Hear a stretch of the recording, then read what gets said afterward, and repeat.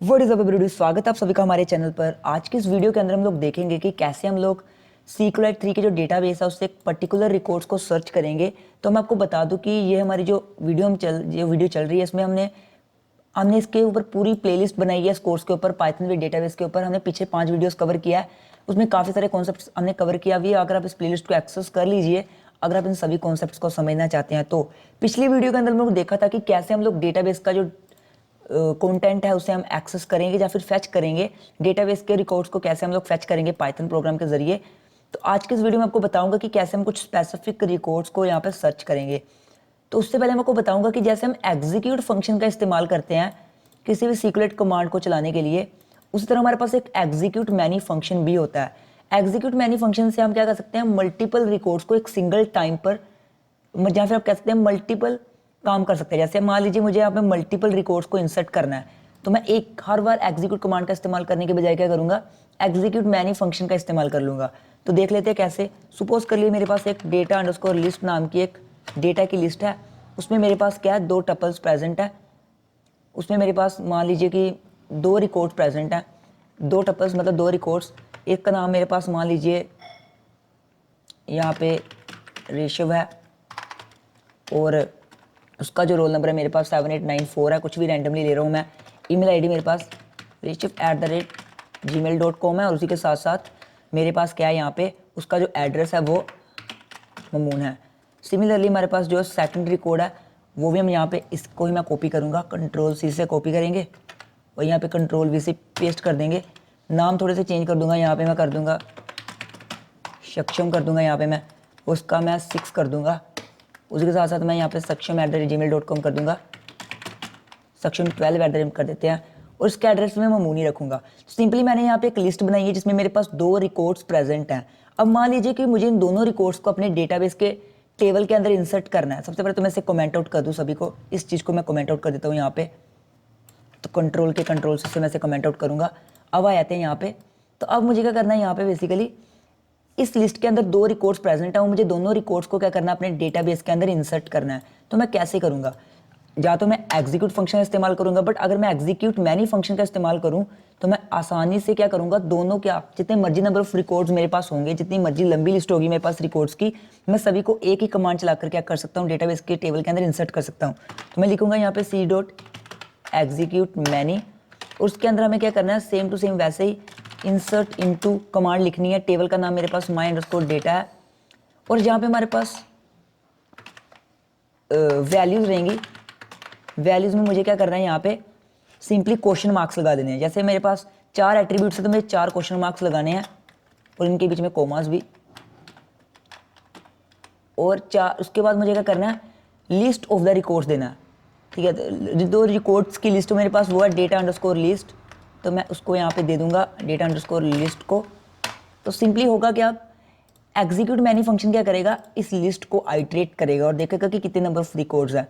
सभी रिकॉर्ड्स को एक एक कर कर क्या करेगा, इस टेबल के अंदर इंसर्ट करता जाएगा।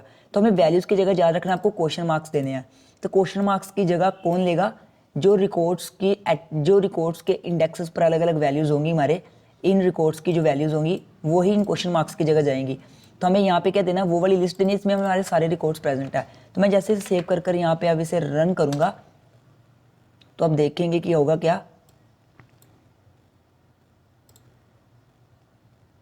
तो ये मेरा रिकॉर्ड वो इंसर्ट हो चुका है। अगर मैं अभी से इस स्टेटमेंट को मैं यहाँ पे हटा दूँ, और इस स्टेटमेंट को हटाने के बाद मैं यहाँ पे जो मेरा, मान लीजिए मैं इसे भी कट करता हूँ, तो शुरू से मैं इसको फेच करूँ डेटा को, उसके लिए मुझे क्या करना पड़ेगा, यहाँ पे एग्जीक्यूट फंक्शन का इस्तेमाल कर यहाँ पे सिलेक्ट करना होगा टेबल को फ्रॉम, टेबल का नाम मेरा क्या था, my_data। तो मैं इस टेबल को सिलेक्ट किया। अगर मैं यहाँ पे data equals to c.fetch all कर दूँ, तो मैं लिखूँ यहाँ पे for item in data print, first of all मैं आइटम, तो यहाँ पे सिंपली मैं क्या करूँगा, आइटम को प्रिंट कराऊँगा, ऐसा करूँगा मैं। तो उसके बाद एक न्यू लाइन प्रिंट करा दूँगा मैं यहाँ पे कुछ इस तरह से। तो मैं ऐसे सेव करके अगर रन करूँगा, और यहाँ पे आप देखेंगे कि जो हमने लास्ट टाइम 2 रिकॉर्ड्स को इंसर्ट किया था सक्षम का रिकॉर्ड और रेशव का रिकॉर्ड वो भी इंसर्ट हो चुके हैं। तो आप देख सकते हैं ऐसा कि, तो मतलब हम मल्टीपल रिकॉर्ड्स को भी सिंगल कमांड के जरिए क्या कर सकते हैं, इंसर्ट कर सकते हैं। चलो देखिए, ये हमने देख लिया एग्जीक्यूट मैनी फंक्शन कैसे इस्तेमाल किया जाता है। अब हम लोग देखेंगे कि कैसे हम लोग एक पर्टिकुलर रिकॉर्ड को फैच करेंगे। ठीक है, मान लीजिए कि मुझे क्या चाहिए, अगर मैं एक काम करता हूँ, फर्स्ट ऑफ ऑल अपना डीबी ब्राउजर खोल लेता हूँ, उसमें क्या होगा हमें आसानी रहेगी समझ में थोड़ी। तो मैं अपने डी ड्राइव के अंदर जाने के बाद यहाँ पे सीक्युलेट के फोल्डर में जाऊँगा जल्दी से और डीबी ब्राउज़र को ओपन कर लूँगा। ठीक है, तो अब इस वीडियो में आपको बताने वाला हूँ कि वेयर क्लाउजिंग का इस्तेमाल किस तरह से किया जाता है। तो चलिए देख लेते हैं कि वेयर क्लाउजिंग का इस्तेमाल किस तरह से किया जाता है। तो ये ओपन होने में थोड़ा टाइम लेगा, तब तक हम चलते हैं यहाँ पे और देख लेते हैं। तो फर्स्ट ऑफ ऑल होता क्या है हमारे पास, मैं यहाँ पे अपना डेटाबेस ओपन कर लेता हूँ जल्दी से, जाकर अपने डी फोल्डर के अंदर और यहाँ पे सीक्रेट के कोर्स के अंदर, और इसमें आकर सिलेक्ट कर इसे ओपन कर लेता हूँ। ब्राउज डेटा में जाएंगे तो हमारे पास कुछ रिकॉर्ड्स हमने ये वाले इंसर्ट किए हुए हैं। अब मान लीजिए कि अगर मैं यहाँ पे फैचुअल का इस्तेमाल करता हूँ तो मुझे कौन सा रिकॉर्ड मिलता है, मुझे इस टेबल में से सभी रिकॉर्ड्स मिल जाते हैं। अगर मैं यहाँ पे फैच 1 का इस्तेमाल करता हूँ तो मुझे सिर्फ पहला मिलता है। अगर फैच मैनी का करता हूँ, कुछ स्पेसिफाइड नंबर ऑफ रिकॉर्ड्स जो है मुझे वो मेरे डेटाबेस के टेबल से मिल जाते हैं। मान लीजिए कि अब मुझे इस डेटाबेस के टेबल में से सिर्फ वही रिकॉर्ड चाहिए जिसका जो स्टूडेंट नेम रोहित के इक्वल है। तो मैं कैसे करूँगा, सिंपली उसको हम कहते हैं वेयर क्लाउजिंग। वेयर क्लाउजिंग का मतलब है कि इसका इस्तेमाल हम करते हैं कि जब हमें किसी स्पेसिफिक रिकॉर्ड को फेच करना होता है हमारे डेटाबेस के टेबल से, उसी वक्त हम वेयर क्लाउजिंग का इस्तेमाल करते हैं। तो यहाँ पे मैंने सबसे पहले लिखा select star from my data, कि इस टेबल सब कुछ सिलेक्ट कर लो। उसके बाद मैं लिखूंगा यहाँ पे वेयर और हमारे एट्रीब्यूट का नाम बेसिकली क्या है, यहाँ पे stu_name इक्वल्स टू क्या है मेरे पास, वेयर stu_name इक्वल्स टू मेरे पास है यहाँ पे। या फिर मैं एक काम करता हूँ, यहाँ पे सिंगल कोट्स ही लगा लेता हूँ, वेयर stu_name इक्वल्स टू। मान लीजिए कि मुझे वही रिकॉर्ड चाहिए जिसमें मेरा स्टूडेंट नेम रोहित है, तो मैं लिखूंगा यहाँ पे। तो देखिए कुछ इस तरह से मैंने क्या किया, मैं लिखा select star from my underscore data, कि टेबल को तो सिलेक्ट करो बट उस टेबल में से सिर्फ उसी रिकॉर्ड को तुम्हें सिलेक्ट करना है जिसमें जो स्टूडेंट का नेम है वो किसके इक्वल है, हमारे पास रोहित, यानी कि स्टूडेंट का नेम रोहित है। सिंपली उसी डेटा को उठाएगा, फैच जब हम करेंगे तो वही रिकॉर्ड हमारे पास डेटा के अंदर आएगा और वही रिकॉर्ड ही हमें डिस्प्ले होगा। मैं देख रहा हूँ कोई तंगी तो नहीं है इसमें, बिल्कुल ठीक लिखा है मैंने। अगर मैं इसे सेव करके यहाँ पर रन करेंगे तो आप देखेंगे सिर्फ और सिर्फ रोहित का ही रिकॉर्ड मुझे मिला है, क्योंकि मैंने यहाँ पे वेयर क्लाउजिंग का इस्तेमाल किया है। ठीक है, वेयर क्लाउजिंग का मतलब where that attribute equals to that attribute. हम इसका इस्तेमाल तब करते हैं जब हमें अपने डेटाबेस के टेबल से कुछ स्पेसिफिक रिकॉर्ड्स को ही फेच करना होता है। अब मान लीजिए अगर मुझे चाहिए होता है यहाँ पे कि जिसका रोल नंबर 4204 है, तो मैं लिखता है यहाँ पे वेयर एट्रीब्यूट का नाम रोल इक्वल्स टू 4204 लिख देता।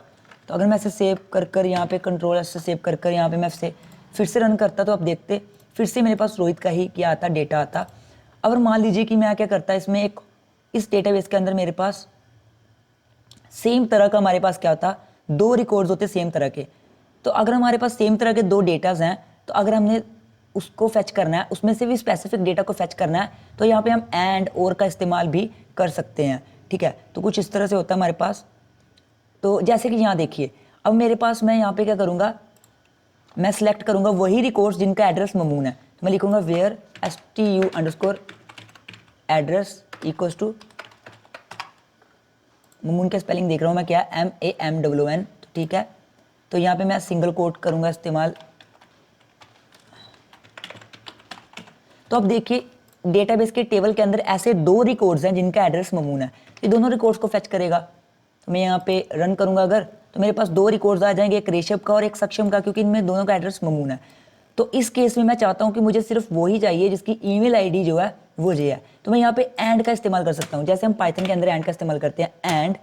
तो मैं यहाँ पे लिखूँगा जो मेरे पास आईडी होगी मेरी, यानी कि ईमेल जो होगी वो किसके इक्वल है, जो मेरी ईमेल होगी मान लीजिए